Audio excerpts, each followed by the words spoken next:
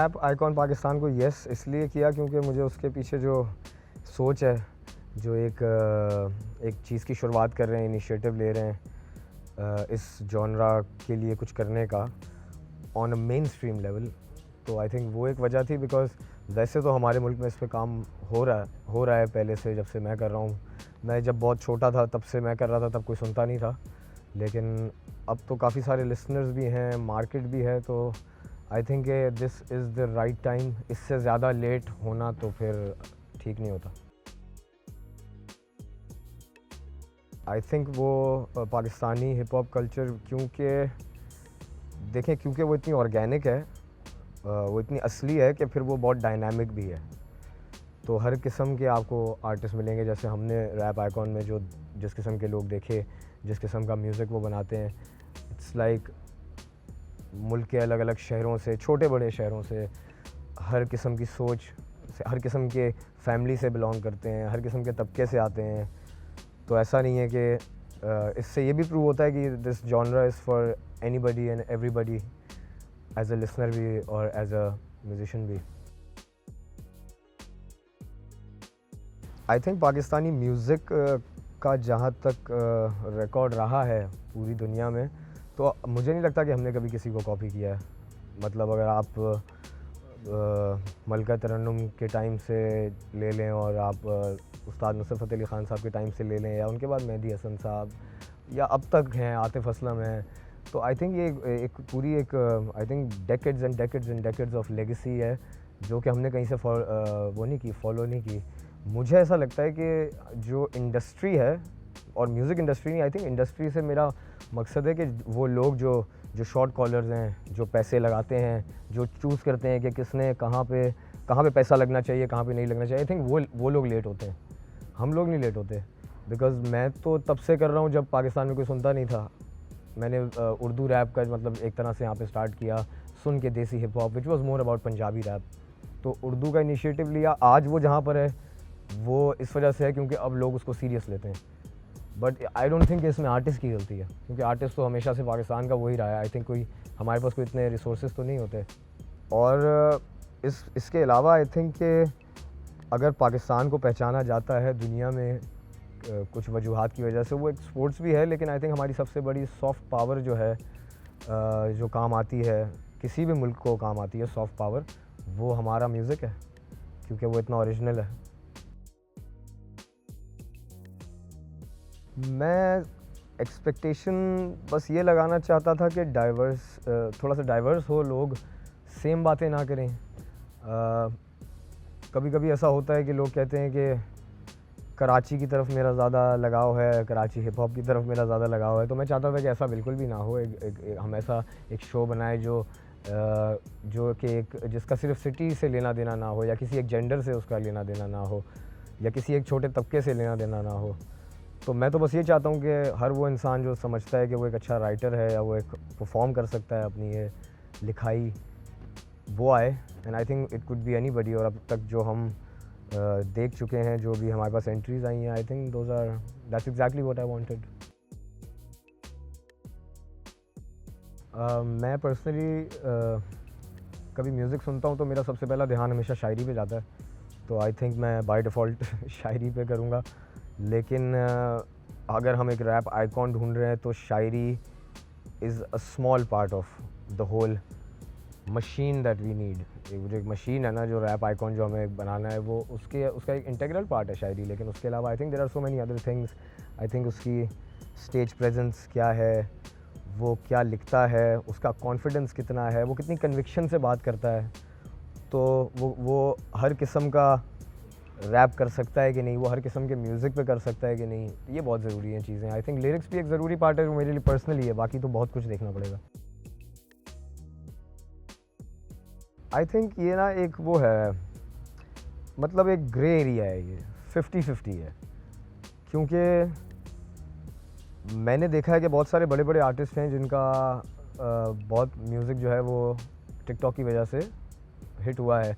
In fact मेरा भी एक एल्बम का गाना था heart break kid, I think वो भी बहुत चला था। डिपार्चर लेन एक गाना था, वो भी टिकटॉक के थ्रू काफ़ी वायरल हुआ था।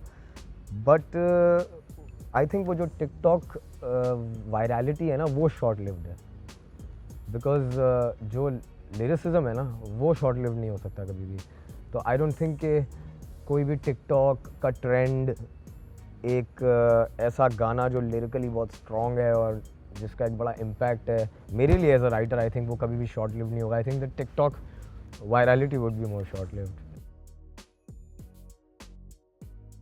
रैप आइकॉन पाकिस्तान अगर चेंज करे, जो आइडियली मैं चाहूँगा जिस तरह से चेंज करे, वो सबसे पहली चीज़ तो ये है कि वो जो हमारी कम्युनिटी है, जो हमारे पाकिस्तानी हैं, जो सुनने वाले हैं, लिसनर्स हैं ना, सबसे पहले तो उनके माइंड में एक आइडिया स्पार्क करे कि ये म्यूज़िक, अगर किसी को लगता है कि ये शोर है, किसी को लगता है कि ये बदतमीज़ी है या ये जो है ये गालियों पे मबनी करती हैं इसके लिरिक्स, और ये आई थिंक सबसे पहले तो वो चीज़ चेंज करेगा। ये जो उसका पहला स्टेप है कि वो दिखाएगा कि नहीं, अच्छे बैकग्राउंड से आए हुए लोग, एक नॉर्मल फैमिली से आए हुए लोग जो हैं वो भी इस फॉर्म ऑफ आर्ट को प्रैक्टिस कर सकते हैं आके। तो पहली चीज़ तो ये है। उसके अलावा मैं बस यही चाहता हूँ कि जो भी हमारे यहाँ पे आर्टिस्ट आ रहे हैं उनको एम्पावर कर सकें। सक्सेस तो ये है कि आप किस तरह से अपने इस पावर को, इस फेम को, इस पैसे को किस तरह से लेके चलते हैं सक्सेसफुली और इस पर बिल्ड करते हैं। तो इसको एक ज़िंदगी का एक तरीक़ेकार बनाते हैं, इसको अपना ज़रिया माश बनाते हैं। मैं तो ये चाहूँगा कि कोई बच्चा इस तरह से एम्पावर हो। मैं ये नहीं चाहूँगा कि बस वो आए और उसको कुछ दिनों के लिए लोग जाने, वो कुछ पैसे ले और वो चला जाए और फिर पता नहीं वो उसका क्या करे क्या ना करे।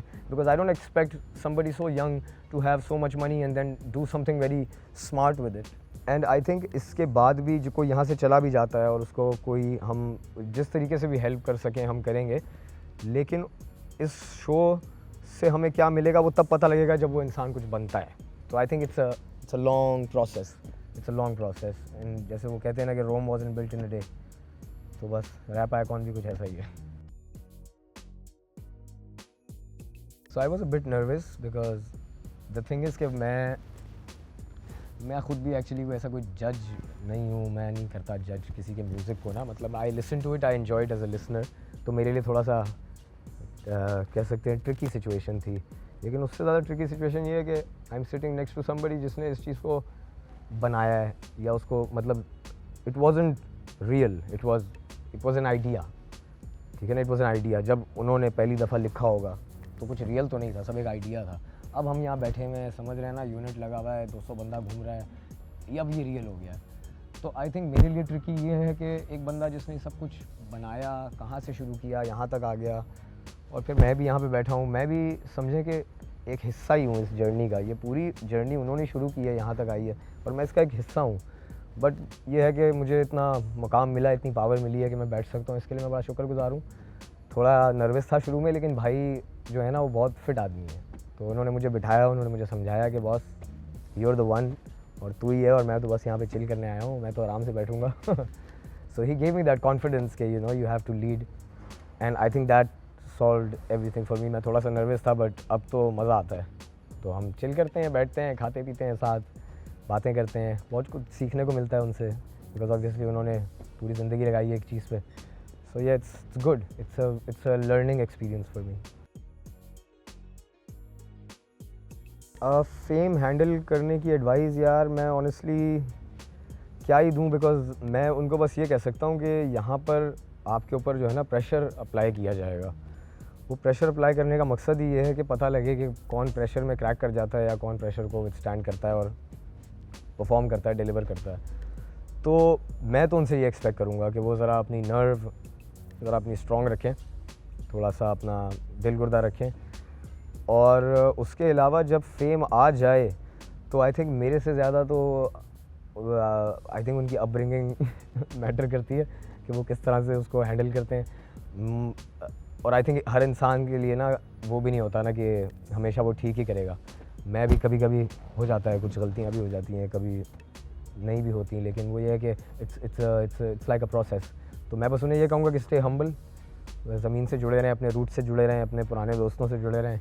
पुराने दोस्त आपको ना याद कराते रहते हैं कि आप कुछ भी नहीं हो।